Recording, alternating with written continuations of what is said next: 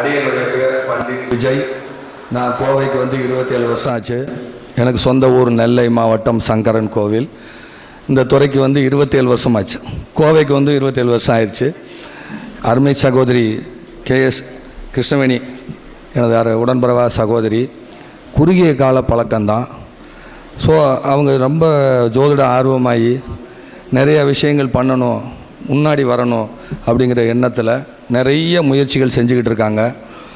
முதலாக இந்த மாதாந்திர பத்திரிகை எழுதி அதை வெளியிடணும், அதை சக்ஸஸ் பண்ணணும் அப்படின்னு சொல்லிகிட்டு இருந்தாங்க.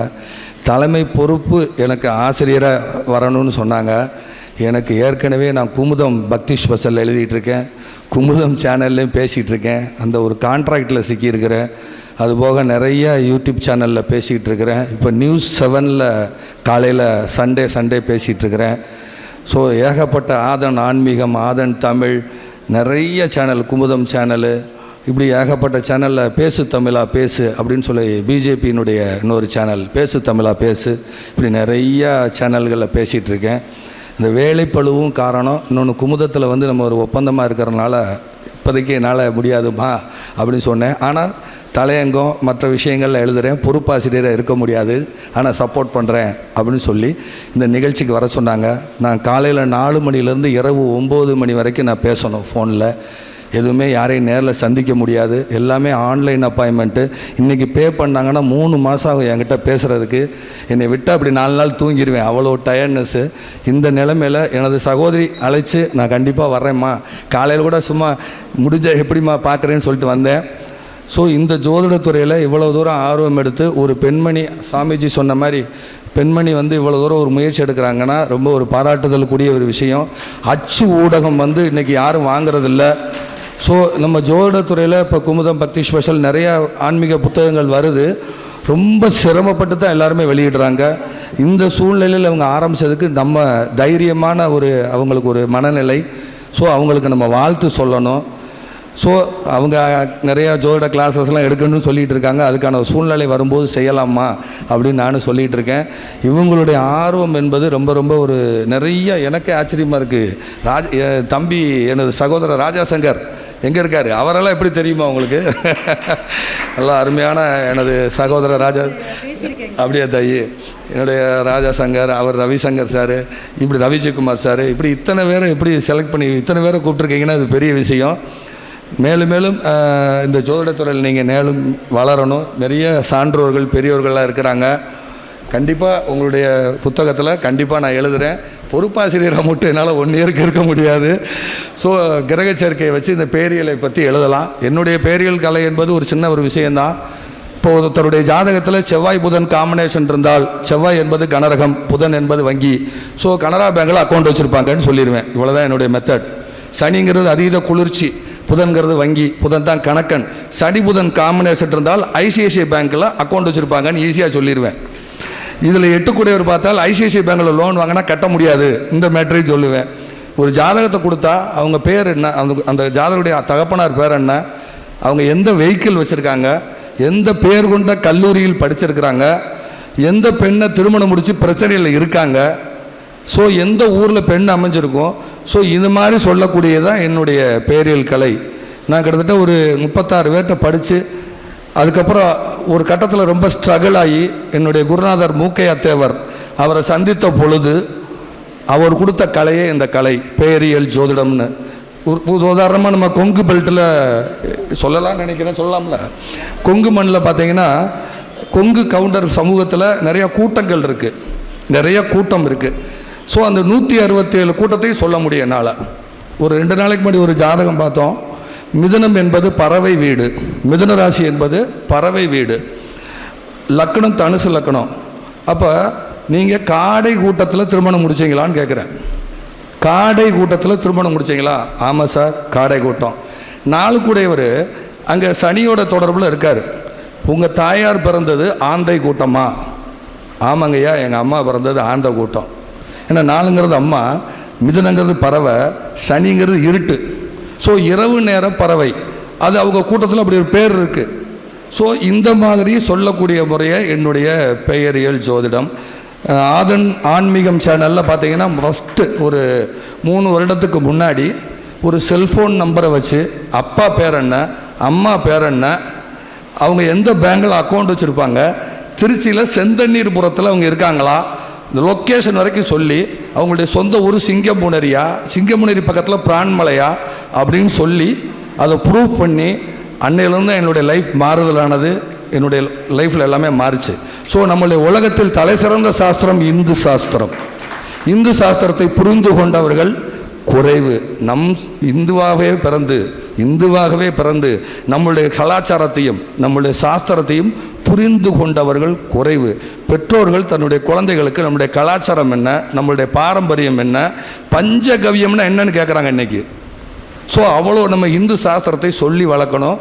அப்பேற்பட்ட இந்த புத்தகத்தில் நம்மளுடைய இந்து சாஸ்திரத்தையும் நம்மளுடைய கலாச்சாரத்தையும் நம்மளுடைய பாரம்பரியத்தையும் ஆன்மீகம் அனைத்தும் ஜோதிடமும் கலர்ந்து வெற்றி அடைய வேண்டும் என்று எனது அன்பு சகோதரி கிருஷ்ணமணி அம்மாவுக்கு நன்றி கூறி விடைபெறுகிறேன். இந்த ஜோதிட முரசு வாழ்க வளமுடன், ஜோதிட முரசு வாழ்க வளமுடன், ஜோதிட முரசு வாழ்க வளமுடன் என்று சொல்லி விடைபெறுகிறேன். நன்றி, வணக்கம். வாழ்க வளமுடன், வாழ்க வளமுடன், வாழ்க வையகம். மிக சிறப்பான அற்புதமான உரை. அவருக்கெல்லாம் மைக்கை கொடுத்தா ஒரு நாள் ஃபுல்லாக பேசுவாங்க. ஸோ எளிமையாக சின்ன சின்ன கோட்வேர்டு மாதிரி காமிச்சிட்டு போய் உட்காந்துருக்கார். பண்டிட் விஜய் சார் அவருடைய கிரகப்பேசன், அதே போல் அவங்க பொண்ணோட கல்யாணத்துக்கு எப்பயுமே ஒரு நட்பு வட்டாரத்துலேயே நாங்கள் இப்போ ரவிசங்கர் சார் எல்லாத்தையுமே சொல்கிறேன், எல்லோரும் வந்து ஒரு நட்பு வட்டாரத்துலேயே இருக்கிறோம் அப்படின்னா வாட்ஸ்அப் குரூப்பு தான். அதனால் நிறைய பேர் இன்வைட் பண்ணாமல் ஒரு சிம்பிளாக செய்வோம், முக்கியமானவங்களை மட்டும் கூப்பிட்டு அப்படிங்கிற ஒரு விஷயத்தினால தான் யூடியூப் சேனலில் பார்க்கக்கூடிய அனைத்து ஜோதிட சங்க தலைவர்கள், பொறுப்பாளர்கள் அனைவருக்குமே வந்து இதை நான் வந்து ஒரு இதாக வேண்டிக்கிறேன். தவறாக நினச்சிக்க வேண்டாம். முக்கியமானவங்களை மட்டும்தான் கூப்பிடணும் அப்படிங்கிறக்காக இல்லை. ஒரு இன்னும் பிரம்மாண்டமாக கொஞ்சம் வளர்ந்துட்டு புத்தகம் நிறைய ரீச் ஆனதுக்கப்புறம் ஆண்டு விழாவாக பிரம்மாண்டமாக கொண்டாடலாம் அப்படின் இருக்கோம். ஸோ அடுத்தபடியாக மருத்துவத்துறையில் இருந்தாலும் எளிய ஒரு ஏழ்மையான விவசாய குடும்பத்தில் பிறந்து அவருடைய ஸ்பீச்செல்லாம் நிறைய வனம் ஃபெடரேஷன் மற்றும் இந்த விவசாயத்துறையிலெல்லாம் வந்து பேசுவாங்க. சாரோட இது வந்து ஆஸ்பத்திரி அந்த எலும்பு சம்பந்தமான விஷயங்கள் மட்டும் அப்படின்னு கிடையாது. அவருடைய ஸ்பீச் வந்து அடைமலை மாதிரி இருக்கும். நிறைய கருத்துக்கள் சொல்லுவார். எப்படி அந்த டைமில் ஸ்பெண்ட் பண்ணுறாருன்னு தெரியாது. அதை வந்து ஸ்பீச் பண்ணும்போது நான் அதை யோசிச்சுட்டே கேட்பேன். அப்படி பரந்த மனசுடைய நிறைய உலகியலுடைய எல்லா விஷயமும் தெரிந்த அறிந்த எளிமையான ஒரு யார் வந்து ஒரு அன்பாக வந்து கேட்டாலும் உடனே வந்து டக்குன்னு இருமா நான் பார்த்து சொல்கிறேன் அப்படின்ட்டு. ஏன்னா எங்கள் ஃபேமிலியோட டாக்டர் நான் பார்த்துருக்கேன். எங்கள் அம்மாவுக்கு ஃபுல்லாக சார் தான் பார்ப்பார். ஸோ முத்து ஐயா சரவண முத்துக்குமார் சாரை அன்புடன் பணிவன்புடன் வரவேற்று ஒரு சிற்றுரை ஆற்ற வேண்டி விரும்பி கேட்டுக்கொள்கிறோம்.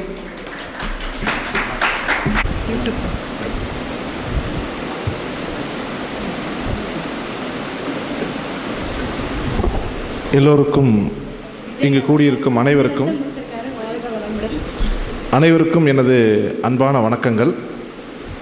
ஆக்சுவலி ஒரு 1 வீக் முன்னாடி தான் அவங்கள சந்தித்தேன் ஹாஸ்பிட்டலில் வச்சு. இந்த மாதிரி ஜோதிட சம்மந்தப்பட்ட ஒரு புக்கு வெளியிடுறேன்னு சொல்லி. ஃபஸ்ட்டு புக்குங்கிறது ஒரு பெரிய ஒரு களஞ்சியம், அறிவு, நாலேஜ். ஒரு இந்த உலகத்துலேருந்து நடக்கக்கூடிய விஷயங்களை நிறைய எவ்வளோ விஷயங்கள் நம்ம தெரிஞ்சுக்கிறோங்கிறது நாலேஜ், அறிவு. அப்புறம் விஸ்டம்னு சொல்லுவோம். விஸ்டம்ங்கிறது உலக அறிவு, இந்த வாழ்க்கை முறையை பற்றி தெரிஞ்சுக்கிறது. அதான் அந்த 2 நாலேஜ் அண்ட் விஸ்டம் 2 பேருமே இருக்கிறவங்க தான் சக்ஸஸ் ஆக முடியும். நம்ம ஔவையார் கூட ஒரு 5000 வருஷத்துக்கு முன்னாடி சொல்லியிருக்காங்க, நம்ம பிறக்கணுங்கிறது, நம்ம பிறப்புங்கிறது நம்ம கையில் இல்லை. நீங்கள் எப்படி பிறக்க போகிறீங்க, எங்கே பிறக்க போகிறீங்கன்னு யார் கையிலையுமே இல்லை.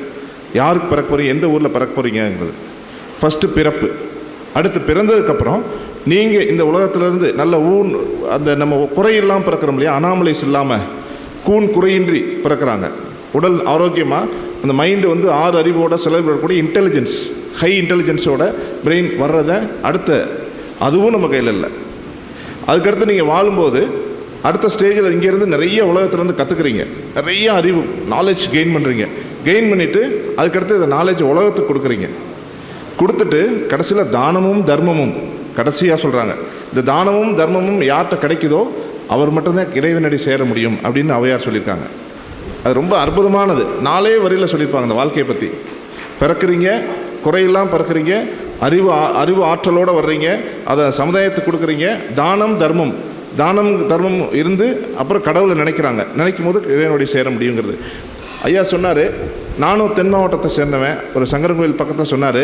என் அம்மா பிறந்து ராஜபாளையம் பக்கத்தில், நான் வளர்ந்தது வந்து மதுரையில்.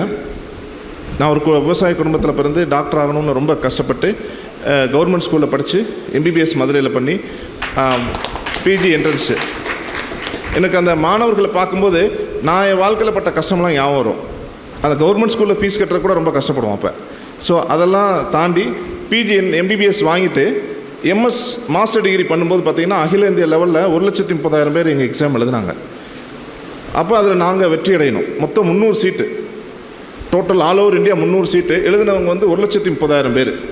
இப்போ நான் வந்து தீவிர முருக பக்தர். இப்போ ஒரே ஒரு இன்றைக்கி நம்ம பிறந்ததுலேருந்து இன்றைக்கி வரைக்கும் எல்லாமே செய்கிறது அவர் தான், இறைவன் மட்டும்தான். நம்ம ஒரு டூலாக தான் யூஸ் பண்ணுறாரு. ஸோ கடவுள்கிட்ட கந்த சஷ்டி கவசத்தை போய் அந்த விரதம் இருந்துட்டு 1,00,000 தடவை ஓம் சரவணபவாய நமகன்னு எழுதிட்டு PG என்ட்ரன்ஸ் எக்ஸாம் எழுத வரேன். எழுதிட்டு நான் முருகர்கிட்ட கேட்டது எனக்கு ஏதாவது ஒரு PG சீட் கிடச்சிடணும். நான் ஆர்த்தோ விரும்பினேன். என்னோடய 5th ஸ்டாண்டர்ட்லேருந்து ஆர்த்தோ தான் படிக்கணும்னு விரும்பி நினச்சேன்.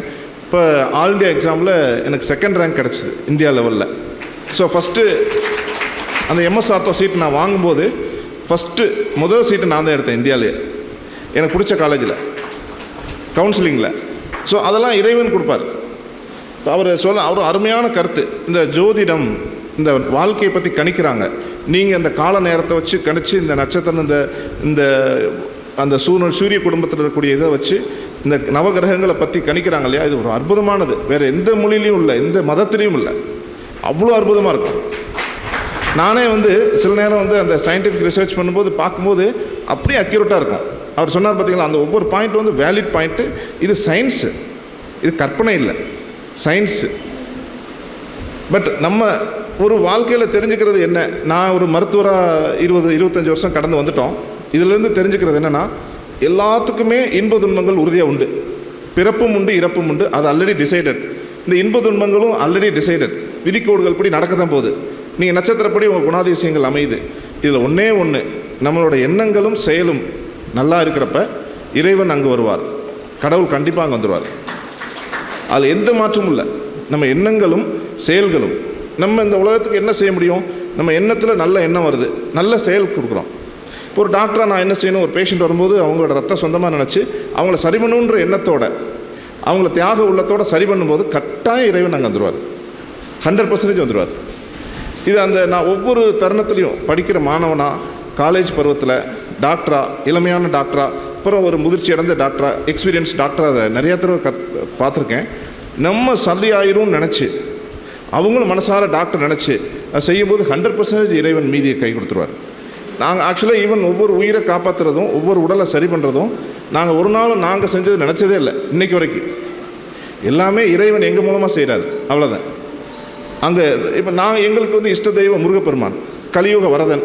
இந்த கலிகாலத்தில் 2102 வருஷத்துக்கு முன்னாடி இந்த கலிகாலம் ஸ்டார்ட் ஆகிருக்கு, கிமு. இப்போ 2025க்கு வந்துட்டோம்.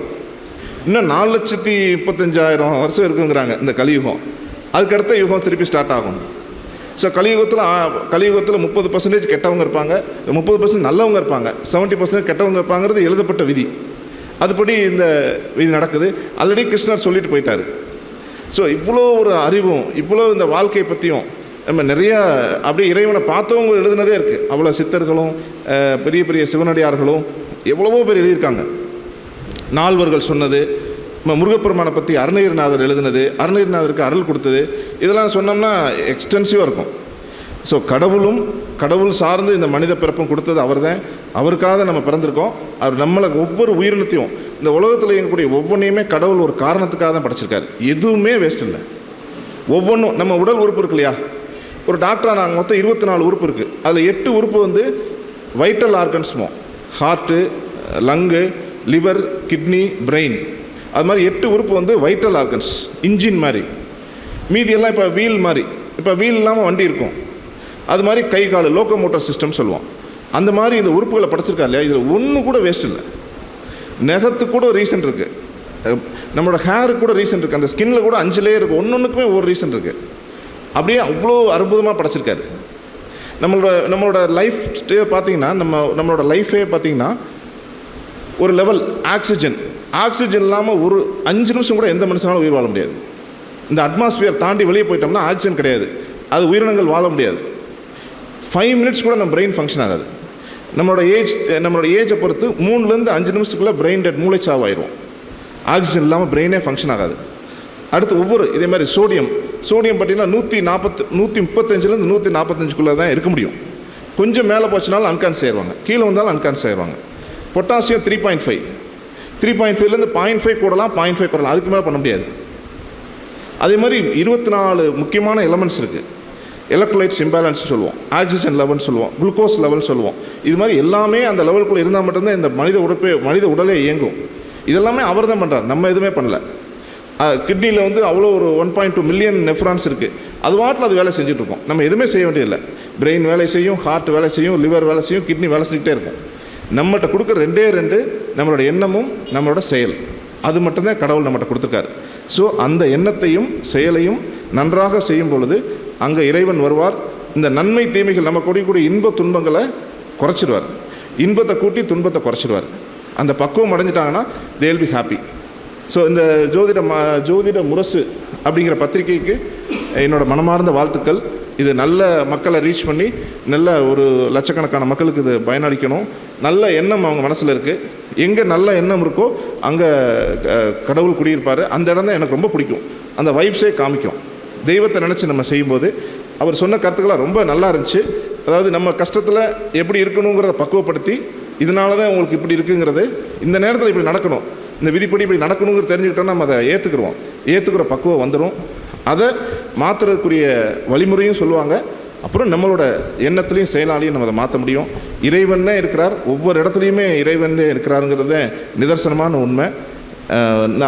எங்கள் மருத்துவத்தில் நாங்கள் டாக்டராக பார்த்துருக்கோம் எத்தனையோ உயிர்களை. ஒரு சின்ன உதாரணம், ஒரு 2 கல்லூரி மாணவர்களுக்கு ஆக்சிடெண்ட் ஆகுது, மேஜர் ஆக்சிடெண்ட் ஆகுது. அவங்கள நம்ம ஹாஸ்பிட்டல், ஒரு பேஷண்ட் வந்து வேறு ஒரு பெரிய ஹாஸ்பிட்டல் போகிறாங்க, இன்னொரு பேஷண்ட்டு நம்ம ஹாஸ்பிட்டல் போகிறாங்க. அந்த பெரிய ஹாஸ்பிட்டல் போனவர் வந்து பெரிய கோடீஸ்வரன். ஆனால் அங்கே அந்த டைமில் கூட யாருமே இல்லை. ஒரு எமர்ஜென்சியில் அட்மிட் பண்ணோன்னா 1 லட்ச ரூபா 2 லட்ச ரூபா அட்வான்ஸ் கேட்டால் தான் இப்போ இருக்க ஹாஸ்பிட்டலில் அட்மிட் பண்ண முடியும். ஸோ அந்த சூழ்நிலை இல்லை, கூட யாருமே இல்லை. ஒரு 5 நிமிஷத்தில் அவர் வந்து தானாகவே அந்த அடிபட்டு பிளட் லாஸ் ஆனதில் மயக்கமாயிடுறாரு. மயக்கமாகி அங்கேருந்து அங்கே ஹாஸ்பிட்டலில் அட்மிட் பண்ண மாட்டேங்கிறாங்க. வெளியே அனுப்பிச்சு பப்ளிக் டிரான்ஸ்போர்ட் மூலமாக கவர்மெண்ட் ஹாஸ்பிட்டல் போயிடுறாரு. இங்கே நம்ம ஹாஸ்பிட்டல் கிட்ட வந்தவர் ஒரு 5 நிமிஷத்துக்கு முன்னாடி ஹார்ட் நின்றுது. அந்த கூட்டு வந்த ஆம்புலன்ஸ் டிரைவர் வந்து சுதாரித்து ஒரு 3 நிமிஷத்துக்குள்ளே ஹாஸ்பிட்டலுக்குள்ளே கூட்டு வராரு, வெளியிலே வச்சு. நாங்கள் பார்த்துட்டு எதுவுமே ஹார்ட் பம்ப் பண்ணல, ஆல்ரெடி ஃப்ளாட் லைன் ஆயிடுச்சு, இறந்துட்டாருன்னு இருக்குது. 17 வயசு பையன். உடனே நாங்கள் டாக்டர் டீம் போய் சிபிஆர் கொடுத்து ஹார்ட்டை பம்ப் பண்ண வச்சு உள்ளே கூப்பிட்டு பேஷண்ட் ஷிஃப்ட் பண்ணுறோம். ஹார்ட் பம்ப் ஆக ஆரம்பிச்சிருச்சு, பிரெயின் டிஸ்ஃபங்க்ஷன் போகலை. 3 நிமிஷத்துக்கு முன்னாடி ஹார்ட் நின்றுருக்கு. ஹார்ட் நின்றுங்கிறத மரணம்னு சொல்லுவோம். மரணம் ஜனனம்ங்கிறது ஜனனம்ங்கிறது 8 வீக்ஸில் அந்த ஹார்ட் பம்ப் பண்ண ஆரம்பிக்கும், அதான் ஜனனம். மரணம்ங்கிறது ஹார்ட் நிற்கிறது தான் மரணம். ஸோ இந்த மரணத்துக்கு முன்னாடி 3 நிமிஷத்துக்கு முன்னாடி ஆயிருக்கு. ஹார்ட் பம்ப் பண்ணி உடனே ஸ்கேன் எடுத்து பார்த்தோம், சிவியர் பிரெயினில் டேமேஜ், ஒரு கம்ப்ரெஷன், ஹெமரேஜ்.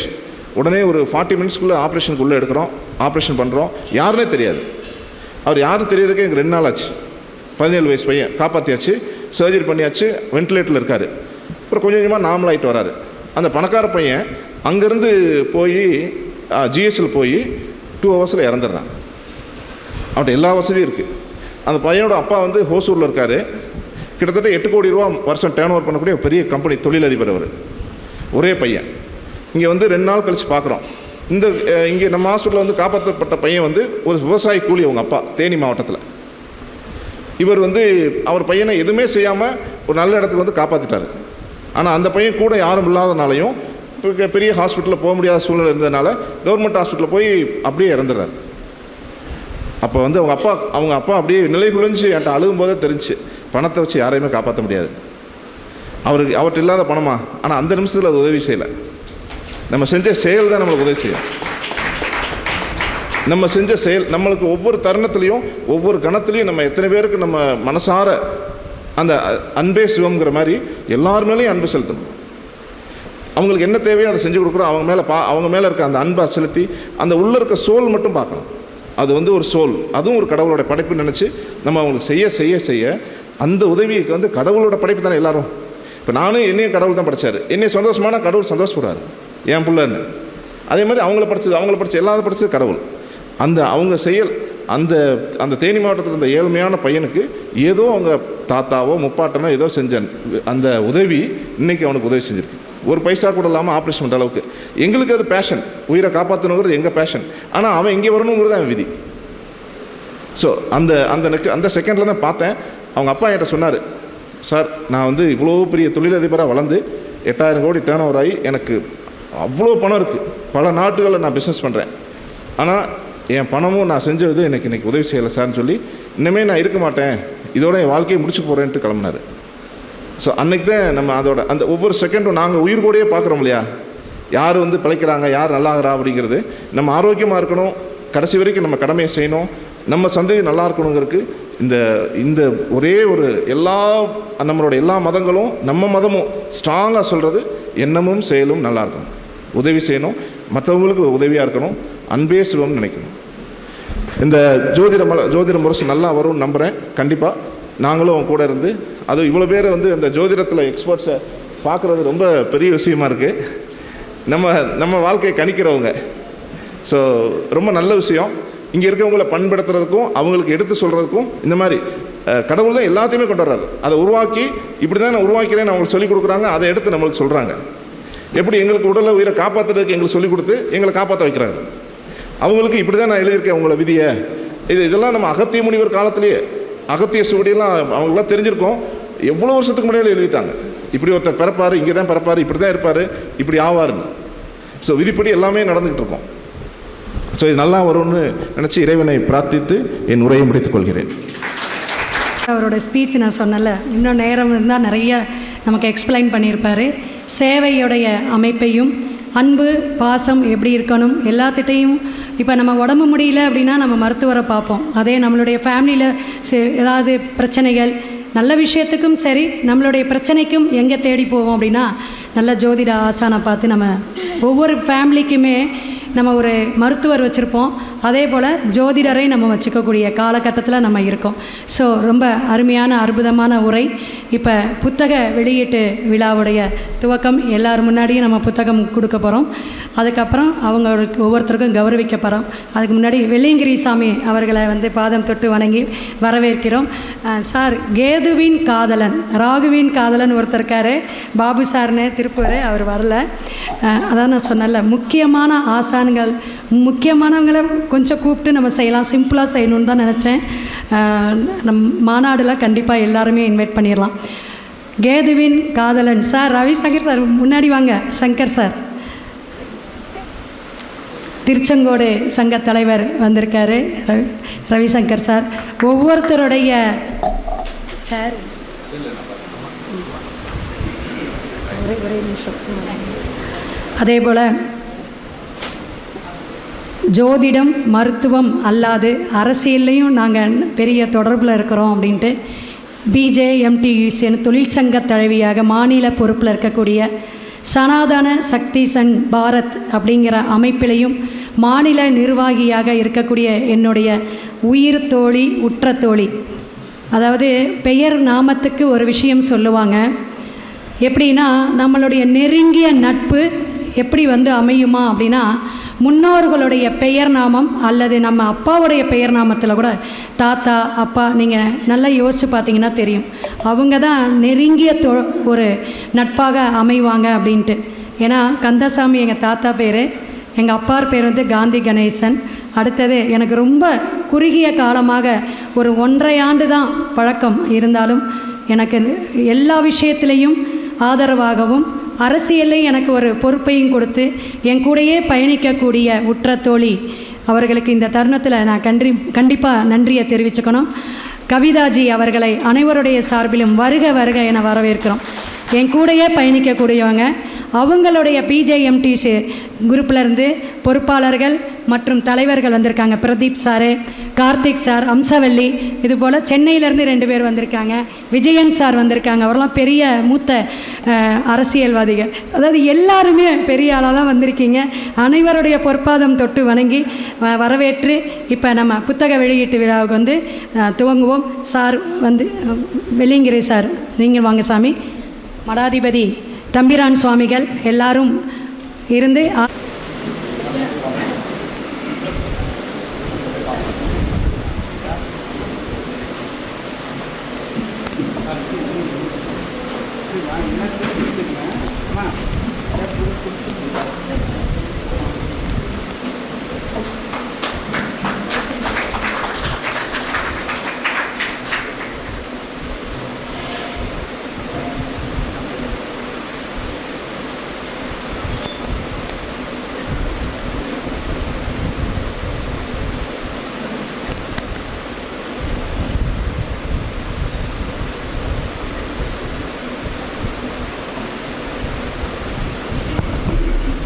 அனைவருக்கும் வணக்கம்.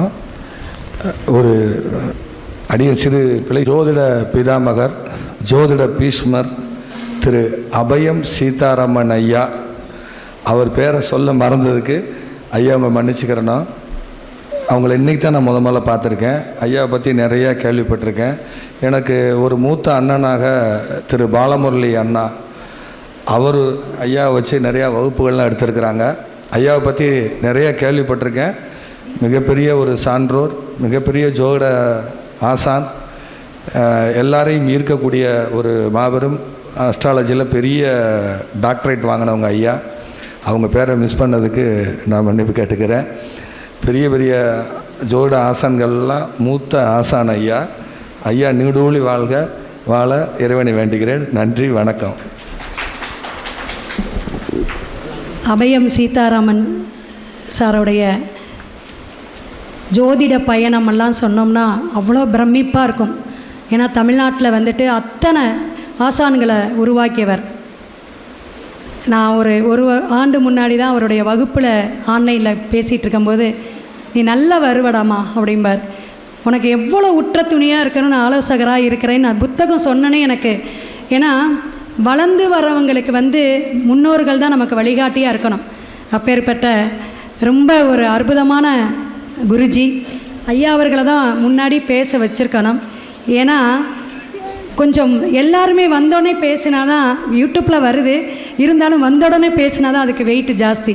ஸோ ஒரு நல்ல தலைப்பு கூட என்கிட்ட இவ்வளோ வயசுலேயும் இந்த தலைப்பில் நான் பேசட்டுமா அப்படின்னாரு. கண்டிப்பாக பேசுங்க சார் அப்படின்னு. அப்பேற்பட்ட குழந்தை மனசை உடையவர். அவருடைய ஸ்பீச்சு கேட்கறக்கெல்லாம் நம்ம ரொம்ப பாக்கியம் செஞ்சுருக்கோன்னா. சென்னையிலேருந்து ஒரு ஓப்பன் ஹார்ட் சர்ஜரி செஞ்ச நேற்று நைட்டு அவருடைய வரலாறுலாம் சின்ன சின்ன விஷயங்கள் சொன்னார். ரொம்ப ஆச்சரியமாக இருந்துச்சு. அப்பேற்பட்ட ஆசான பொற்பாதம் தொட்டு வணங்கி அவருடைய உரையை எல்லாருமே கேட்கணும். யூடியூப்பில் ஹைலைட்டாக கொடுக்கணும். நம்மளுடைய சேனல் சூலூர் மீடியா மற்றும் நெட்சன் டிவி சேனல் ரொம்ப சப்ஸ்கிரைப் வந்து நிறைய லட்சக்கணக்கு பேரில் இருக்காங்க. அதே போல் தொடர்ந்து என்னோடய மாநாட்டுக்கு வந்து கேமராமேனை எடுக்கக்கூடிய கிளம்புறீங்களா? சாமிக்கு போட்டுருங்க. பாராட்டு தெரிவித்துட்டு ஐயா பேசுவாங்க. எல்லாமே நேரம் குறையும்.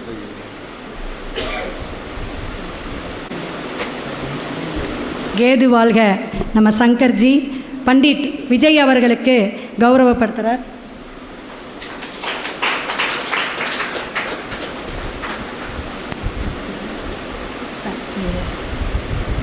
அபயம் சீதான் அவங்க தான் நான் அவர் போடணும், அவர் பெரியவங்க தான் போடணும், இல்லை சாமிஜி தான் போடணும். அபயம் சீதாராமன் ஐயர் சுவாமிக்கு சுவாமிஜி தம்பிரான் சுவாமிகளை கௌரவப்படுத்துகிறார்.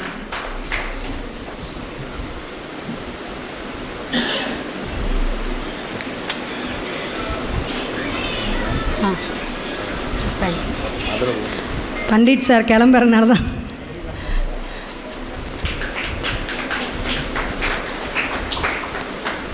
செல்வராஜ் சார் அவர்களுக்கு தம்பிரான் சுவாமிகள் கௌரவப்படுத்துகிறாங்க. வெள்ளியங்கிரி சுவாமிகள் நம்ம தம்பிரான் சுவாமிக்கு கௌரவப்படுத்த வேண்டும்.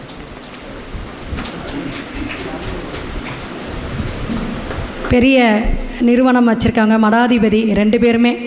திருப்பூர் அவினாஷியில் அவர் எப்படின்னா, இவங்க வந்து இங்கே வள்ளலார் இதில் பெரிய தபோவனம் வச்சுருக்கக்கூடியவர்.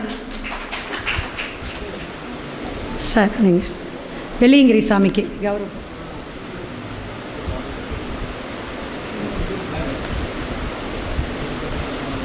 ஐயா உங்கள் பேச்சு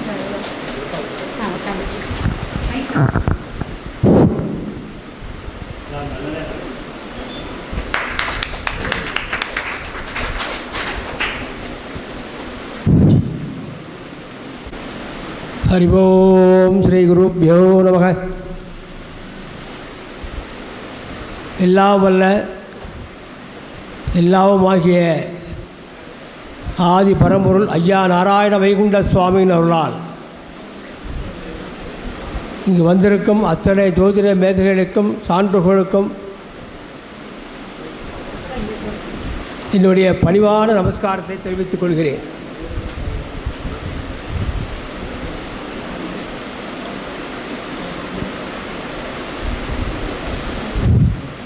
எனக்கு வயது 76. நான் ஜோதிடத் துறையில் வரும்போது வயது 18. நான் பூர்வீகம் திருநெல்வேலி ஜங்ஷன், மீனாட்சிபுரம். நான் ராதா சுவாமி சைத்தன்யானந்தா குடியில் டெல்லி ஆசிரமத்தில் முறைப்படி சாஸ்திரம் வேதம் படித்தவன். குருகுல கல்வி அந்த காலத்தில் போர்டு பேனா பேப்பர் எதுவும் கிடையாது. பரதேசி வா அப்படின்னு சொல்லி கூட்டிகிட்டே போவார், சொல்லிகிட்டே வரணும், அப்படியே எழுதிட்டு அப்படியே மனசில் வச்சுக்கணும். அப்படியே படித்து இன்றைக்கி எல்லாம் மண்டையில் இருக்கக்கூடிய என்னால் நோட்டில் இல்லை. ஆனால் நான் பார்த்த கிட்டத்தட்ட 15 லட்சம் ஜாதகம் மட்டும் என்னை குறிப்பெடுத்து வச்சுருக்கேன். யார் வந்தால் என்னென்ன பார்த்தோம், எப்படி பார்த்தோம், எது தப்பாக சொன்னோம், எது ரைட்டாக சொன்னோம், எதனால் தப்பாக போச்சு அப்படிங்கிறது இன்னி வரையும் ஆராய்ச்சி பண்ணிட்டுருக்கேன்.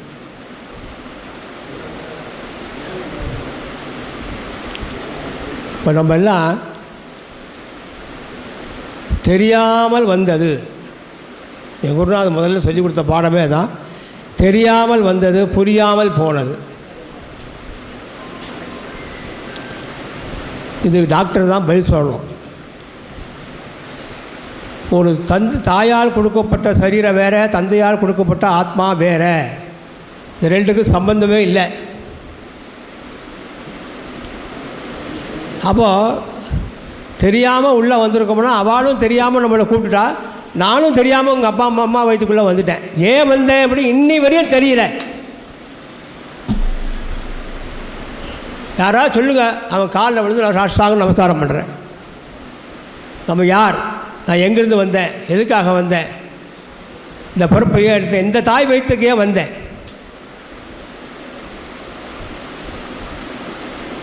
அப்போ இதுவரையும் நமக்கு அது தெரியாமலே போயிட்டுருக்கு.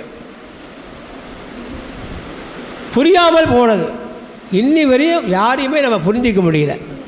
எந்த ஒரு ஆத்மாவையும் புரிஞ்சிக்க முடியல. அதுதான் ஜாதக கட்டம். ஜனனி ஜென்ம சோக்கியானாம் வர்த்தனி குணசம்பதாம் பதவி ஒரு புண்ணியானாம் மிக்கதே ஜென்ம பத்திரிக்கா.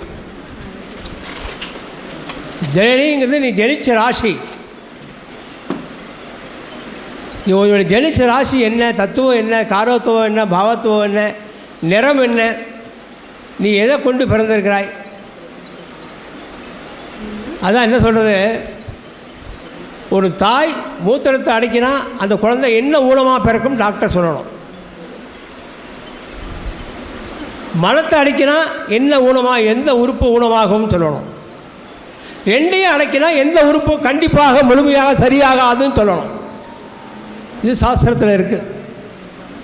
இதுதான் அவன் சொல்லிட்டு போனான். கூன் குருடன் வேண்டி யாருமே எப்படி பிறக்கிறா, ஏன் பிறக்கிறா, எதுக்கு பிறந்தா, இது தாய் செஞ்ச கர்மம். தாய் செஞ்ச கர்மம், பிதா செஞ்ச கர்மம் 4 வருஷம், ஆத்மா செஞ்ச கர்மம் 4 வருஷம். முதல்ல தாய் செஞ்ச கர்மம் 4 வருஷம். இந்த சரீரம் முழுசாக உருவாக்கப்படுகிறதா, உருவாக்கப்பட்டதா. பிதா செஞ்ச கர்மம் எல்லாமே நமக்கு சரியாக அமைஞ்சிருக்கா? கடைசியில் தான் செஞ்ச கர்மம் 8 to 12 தான் செஞ்ச கர்மம் தான் வருது. அப்போ 8 மாதம் வரை அந்த குழந்தை ஊனமாக வாய்ப்பு அதிகம் உண்டுங்கிறார் என்னுடைய குருநாதர்.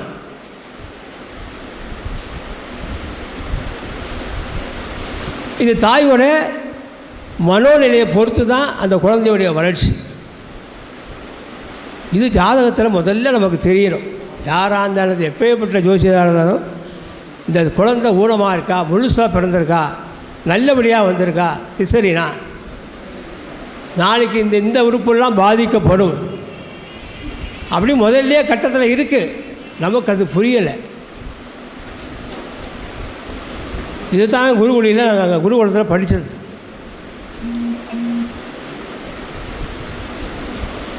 அதில் ஜனிச்ச ராசி ஒன்று, ஜென்ம லக்னம் ஒன்று,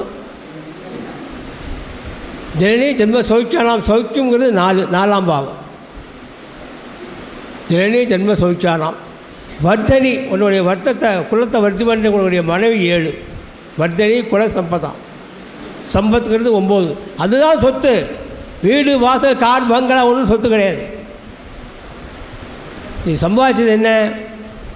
உன்னுடைய குழந்தை முழுமையாக பெறப்பட்டாயா? அந்த குழந்தைக்கு வேண்டிய கடைசி வரையும் கர்மாக்கள் செய்யப்பட்டதா? நல்லபடியாக வாழ்கிறாளா? பொண்ணாக இருந்தால் நல்லபடியாக சௌக்கியமாக வாழணும், வாழ வைக்கணும். ஆணாக இருந்தால் படிக்க வச்சு மேலே கொண்டு வரணும், அவனுக்கு வம்சவிருத்தி ஏற்படணும். இது 2 யாருக்கு இல்லையோ அவன் பாவம் செஞ்சவன். இதுதான் இந்த ஸ்லோகத்தோடைய அர்த்தம். இது நம்ம ஜாதகத்தில் யாருக்கும் அடிப்படை கொஞ்சம் வரணும். அடிப்படை வந்தால் தான் நம்ம ஜாதகத்துக்குள்ளே தெளிவாக போக முடியும்.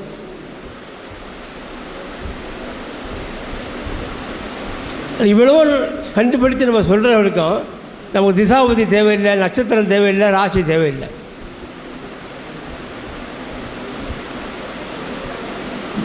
அப்போ ராசி உடல் ஆத்மா. ஆத்மாவுக்கு சுகமா, உடலுக்கு சுகமா சொல்லுங்க? நமக்கு எந்த ஒரு அமைப்பும் ராசிக்கு உடலுக்கு சுகமா, ஆத்மாவுக்கு சுகமா? எது அனுபவிக்கிறது, எது அனுபவிக்காமல் முடிகிறது? இதுதான் சார் ஜாதகம். இது நம்ம என்றைக்கு கண்டுபிடித்து வழிகாட்டுறோமோ அன்றைக்கி நல்லது.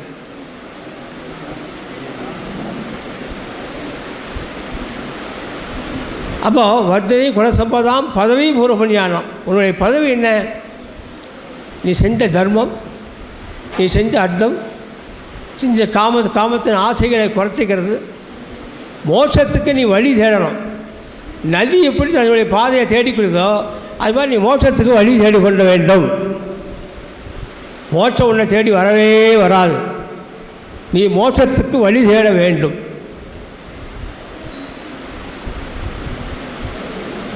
மூலாதாரத்துலேருந்து பிரம்மகந்தம் வரை எல்லாம் சரி பண்ணேன், அடைக்கினேன், வச்சனே, போனேங்கிறது அது எத்தனை பேருக்கு நடைமுறைக்கு ஆகுங்கிறது இல்லை.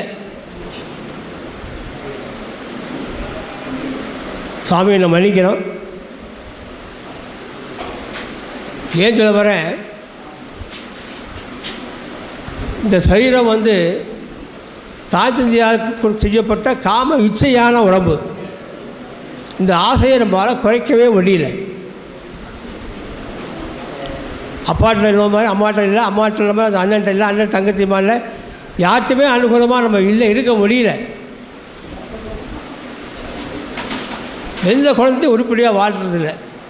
இன்றைக்கி வாழ்க்கையில் நிறைய பெண் குழந்தைகள் வாழா வட்டியாக இருக்குது. குழந்தைகளுக்கு சரியாக உற்பத்தி ஆகிறதில்லை. ஏன் உற்பத்தி ஆகிறதில்ல?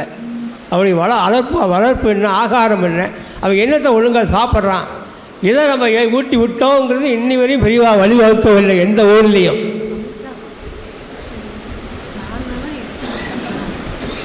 அது வழிவகுத்தமானால் யாருக்கும் எந்த நோயும் வராது.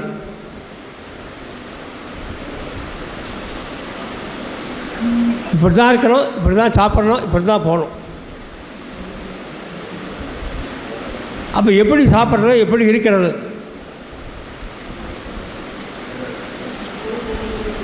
ராத்திரி ஒன்றுமே நீங்கள் சாப்பிடக்கூடாது. பகலில் முக்கால் போஜனம், மத்தியானம் அரை போஜனம், அவ்வளோதான்.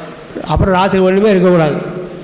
அப்படி இருந்தேன்னா ஒரு நல்ல தேக ஆரோக்கியத்தோட 85 வயது வரை கண்டிப்பாக இருக்க முடியும் ஒரு ஜாதக நாள். யாரும் அந்த வளர்ச்சியை நோக்கி யாரும் வழிகாட்டலை, யாரும் சொல்லலை. ஏன்னா யாருக்கும் உருப்படியாக சமைக்க தெரியல. தப்பாக சொல்கிறேன் நினைக்காதீங்க, எந்த பெண் குழந்தையும் மன்னிக்கிறோம். உருப்படியாக சமைக்கவே தெரியல. இதுக்கு காரணம் என்ன? ஜாதகமா, இல்லை அவளுடைய மனசா, எண்ணங்களா, செயலா, வாக்கா? ஒருவன் எடுக்கப்பட்ட முடிவு தான் விதி. அந்த முடிவோட செயல்பாடு தோல்வி வெற்றி ரெண்டும் கலந்துருக்கு.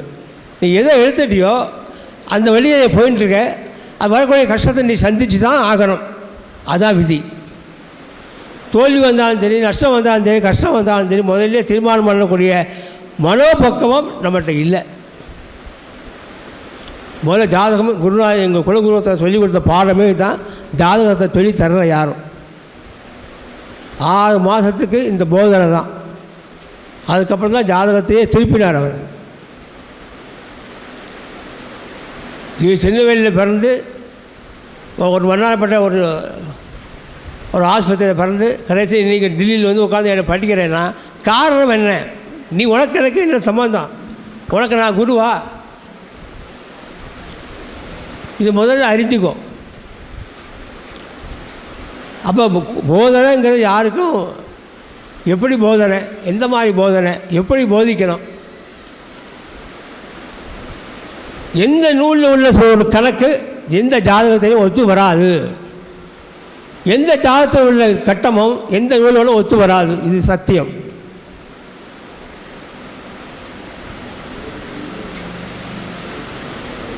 இது என்னுடைய அனுபவம். 58 வருஷம் அனுபவம், ஜோதிட அனுபவத்தை நான் சொல்கிறேன். ஒரு நூலில் உள்ள கருத்தும் ஒரு ஜாதக அமைப்பும் பார்த்தோம்னா சம்பந்தம் இல்லாமல் இருக்குது. இப்போ எல்லோரும் பாடம் சொல்லி கொடுக்குறாங்க,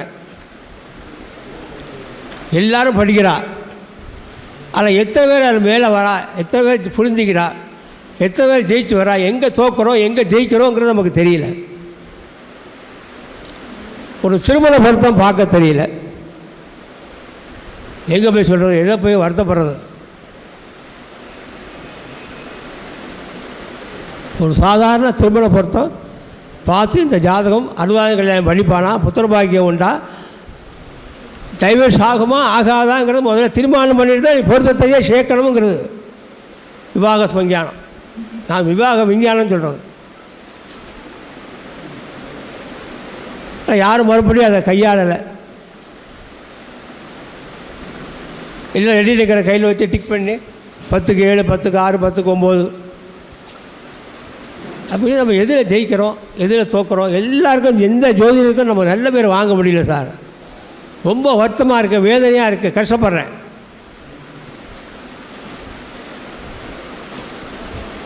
இன்றைக்கி யாருக்கும் ஒரு வலுவான வழிகாட்ட முடியாமல் இருக்குது.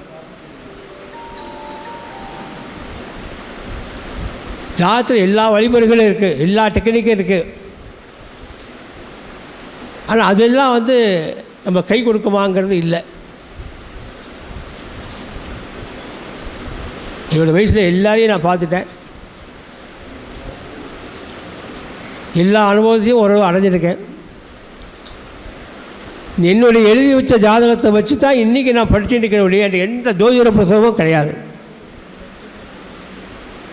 என் குருநாதர் சொல்லிக் கொடுத்த ஒரு சிற்றறிவு இன்றைக்கி மண்டைக்குள்ளே இருக்குது. எப்போ கேட்டாலும் சொல்லுவேன். அதை வச்சு தான் இன்றைக்கி நான் பாடம் எடுத்துகிட்டு என்னுடைய மாணவர்களே தனித்துவம் பெற்றவர்கள். என்கிட்ட இப்படி படித்தா வா, இல்லை வராத, இப்படி தான் படிக்கணும். நான் கொஞ்சம் திட்டுற ஆள் சார். தப்பாக படிக்கிறேன், திட்டுவேன். 3 வாட்டி பார்ப்பேன், 3ஆவது வாட்டி வெளியே போன்றுவேன். உனக்கு படிப்பு வராதுப்பா, தாய் பண்ண நம்ம என்னுடைய படிப்பு உனக்கு வராது. நான் சொல்லிக் கொடுக்குற முறை உனக்கு ஏற்றுக்கொள்ளப்படலை. நீ ஏற்றுக்கலை, நோட்டை தூக்கி அப்படியே போட்டுட்டு அதை ஆராய்ச்சி பண்ணலை. எல்லாத்துக்கும் ஒத்து வரணும். எந்த ஒரு கருத்தும் ஒரு ஜாதகம் சொல்கிறேன்னா அது ஒத்து வரணும். ஒரு ஜாதத்தை அதான் சொல்கிறேன், ஒரு ஊனமாக இருக்கானா, கண் குருடா, செவிடா, ஊமையா, நொண்டியா அப்படின்னு பார்த்து சொல்ல முடியல சார் எந்த ஜாதத்தையும். அது ஏன் வருத்தமாக இருக்குது? இன்றைக்கி இருக்குது. கிட்டத்தட்ட 40% பேர் இன்றைக்கி உலகத்தை நொண்டியாக இருக்காங்க. கூன் குருடு காது நொண்டி. இது அவன் படிப்பு, அவன் தப்பு இல்லை, அவன் தாயார் செஞ்ச தவறு. அவன் தாயார் தான் சொல்லக்கூடியிருக்கான் சாஸ்திரம்.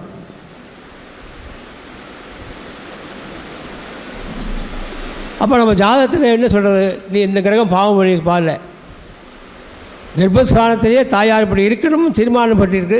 அந்த தீர்மானத்தை யாரும் வழிமுறையிலே யாரும் கடைப்பிடிக்கலை. அதனால் அந்த குழந்தைகள் இப்படி கஷ்டப்படுறது.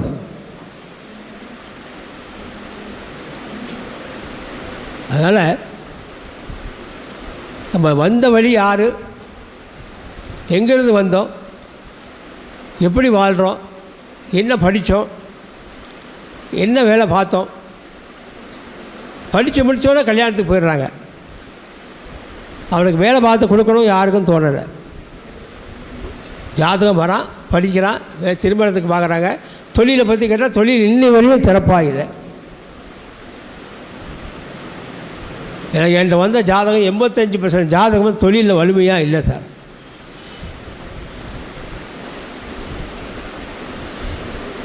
அது எதனால் தோக்குறாங்க, எதனால் கஷ்டப்படுறாங்க அப்படிங்கிறது ஒவ்வொரு ஜாதகமும் ஒவ்வொரு விதமாக இருக்குது. ஒவ்வொருத்தருக்கும் ஒவ்வொரு ரத்த குரூப்பு, ஒவ்வொருக்கும் ரத்த பிரிவு வெவ்வேறாக இருக்குது. அதனுடைய குணங்கள், அதனுடைய நலங்கள் என்ன, முக்குணங்கள் வேறு. அந்த முக்குணங்கள் தகுந்த மாதிரி தான் ரத்தம் உருவாருது. ஸோ ரத்தத்தின் தன்மை வேறு, அம்மா வேறு, அப்பா வேறு, எனக்கு வேறு. ஜாடை தான் அப்பா மாதிரியோ அம்மா மாதிரி சொல்லிக்கலாம். ஆனால் உள்ளே இருக்கிற குணம் அவங்க கூட நமக்கு வரல. ஏன் வரலைங்கிறது சார் தான் சொல்லணும்.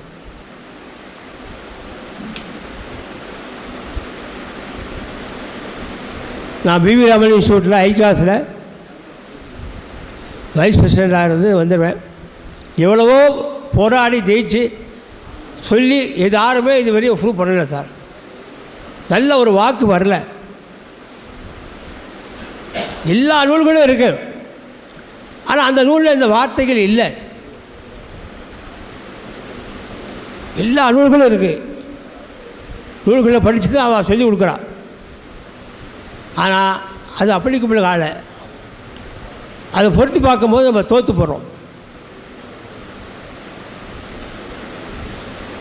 இதை தான் நான் சொல்கிறேன். தயவுசெய்து எல்லோரும் எத்தனை புக்கு வாங்கி படித்தாலும் சரி, அதை சொல்லப்பட்ட கருத்து என்னென்னு உள் வாங்கி அதை மனசுக்குள்ளே ஏற்றி பல ஜாதகத்தை போட்டு பார்த்து அது அனுகூலமான செயல்பாட்டுக்கு கொண்டு வந்த பின் தான் நீங்கள் ஜோதிடத்தை தொழிலாகவே கொண்டு வரணுங்கிறது என்னுடைய கோரிக்கையாக ஏற்றுக்கொண்டு எனக்கு வாய்ப்பளித்தமைக்கு விடைபெற்று நடுவர்களே, வணக்கம். விதமான உரை, அனுபவத்தோடையும் ஆசானுடைய ஆசீர்வாதம் நமக்கு எல்லாமே கிடச்சிருக்கு. இன்னும் நிறைய சொல்லுவார். எப்போ டவுட் கேட்டாலும் ஃபோனில் டக்குன்னு இருடாமான்னு சொல்லி கொடுத்துருவார். ஏன்னா அந்த மூத்தோர் சொல் நம்ம சொல்லுவோம் குழந்தைகிட்ட, இப்போ அது கசப்பாக இருக்கும், பின்னாடி நமக்கு ஒரு இனிப்பாக இருக்கும் அப்படிங்கிற மாதிரி. அதனால் மூத்தோர் சொல் நம்ம கேட்டு அவங்களுடைய படிப்பறிவையும் அவங்களுடைய அனுபவ அறிவையும் நம்ம கேட்டு தெரிஞ்சுக்கணும். அனைத்து ஜோதிட நட்பு உள்ளத்துடன் ஆசானுக்கு வாழ்த்துக்களையும் நன்றியும் தெரிவித்துக் கொள்கிறோம். நம்மிடையே இப்போ கலந்து கொண்டு வந்திருக்கக்கூடிய கதிரவன் சார் அவர்களை வரவேற்கிறோம். ஆலோ பிளாக் கம்பெனி வச்சுருக்கார். பெரிய ஒரு அமைதியாக இருக்கார். அவர் பெரிய மண்டபமெல்லாம் வச்சுருக்காரு, கல்யாண மண்டபம். ஏன் மண்டபத்தில் நடத்திக்கோங்க மேடம்னாரு. இல்லை நான் கொஞ்சம் ரொம்ப தூரமாக இருக்குன்னு வேண்டாம் அப்படின்னு சொல்லிட்டேன். அவர் ரொம்ப ஜோதிட உலகத்தில் பயணிக்க சைடாக நிறைய படிச்சுட்ருக்கார், நிறைய ஆசான்ட்ட கற்றுக்கிட்டு இருக்கேன் அப்படின்னு சொல்லியிருக்கார். அவரை நம்ம சார்பில் வரவேற்கிறோம். இப்போ நம்ம அபயம் சீதாராம் ஐயாவுக்கு அனைத்து ஜோதிட உலகத்துடைய சார்பில் நம்ம ஒரு மாலை அணிவித்து அவரை கௌரவித்துட்டு அடுத்தது என்னை ஈன்றெடுத்த பெற்ற தாய்க்கு ஒரு கௌரவம் செஞ்சிடறோம். அதே போல் கவிதாஜி அம்மாவை வந்திருக்காங்க. அவங்களும் ஒரு MA BEd தமிழ் ஆசிரியை. நம்மளுடைய புத்தகத்தை வந்து இப்படி வெளியிட்றோன்னே 2 பேரும் கரெக்ஷன் ஒர்க்கு சேர்ந்து பார்ப்போம்மா அப்படின்னு. உடனே கொடு, எனக்கு அரை மணி நேரம் போதும் அப்படின்ட்டு அந்த புத்தகத்தை வாசித்து சின்ன சின்ன மிஸ்டேக் தான் இருக்குது, நல்லா இருக்குது அப்படின்னாங்க. அவருக்கு நம்ம வந்து கௌரவப்படுத்திடலாம். அம்மா வாங்க, மேடைக்கு வாங்க.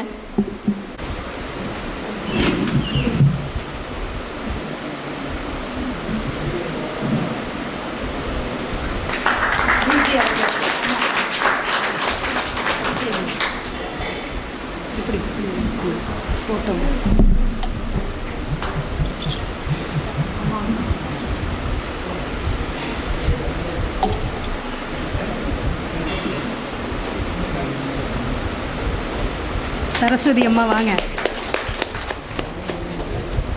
ரொம்ப ரொம்ப நன்றி. இல்லை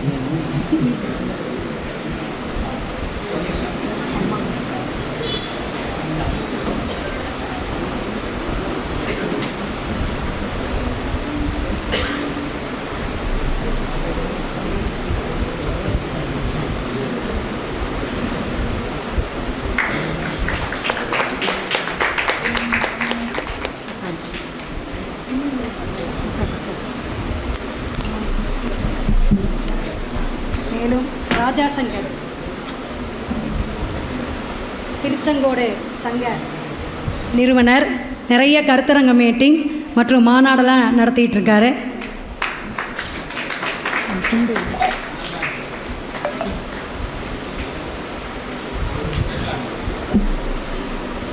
நமது மாநில பிஜேஎம்டிசி தலைவியானவும் அதேபோல் மாநில மிக ஆன்மீக துறையை நம்ம வந்து ரொம்ப அது காவியை வந்து நிலைநாட்டணும் அப்படிங்கிற ஒரு அமைப்பில் மிக சிறப்பாக நடத்தி கொண்டு இருக்கக்கூடிய கவிதாஜி அவர்களுக்கு குருஜி ஐயா கௌரவிப்பார்.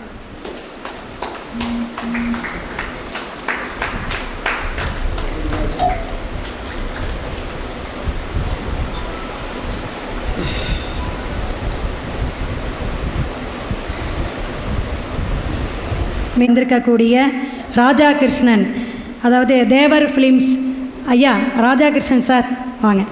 தேவர் ஃபிலிம்ஸ் அந்த இதில் வந்து ஒரு மக்கள் சேவையாக செஞ்சிட்ருக்கக்கூடிய ஒரு ட்ரஸ்ட் வச்சுருக்காரு. அவருக்கு கௌரவிக்கும் பொருட்டு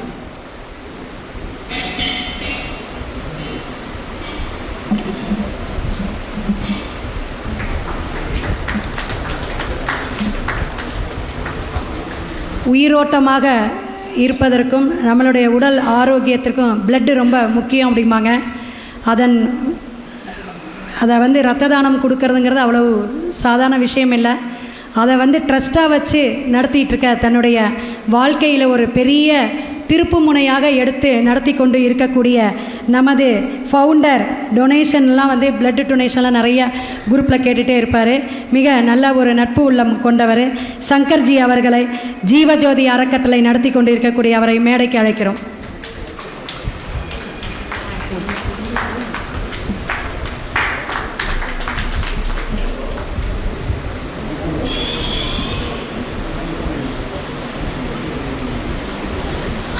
கேதுவின் காதலன் ஐயா அவர்களை குருஜி ஐயா தான் அவருடைய மாணவர்.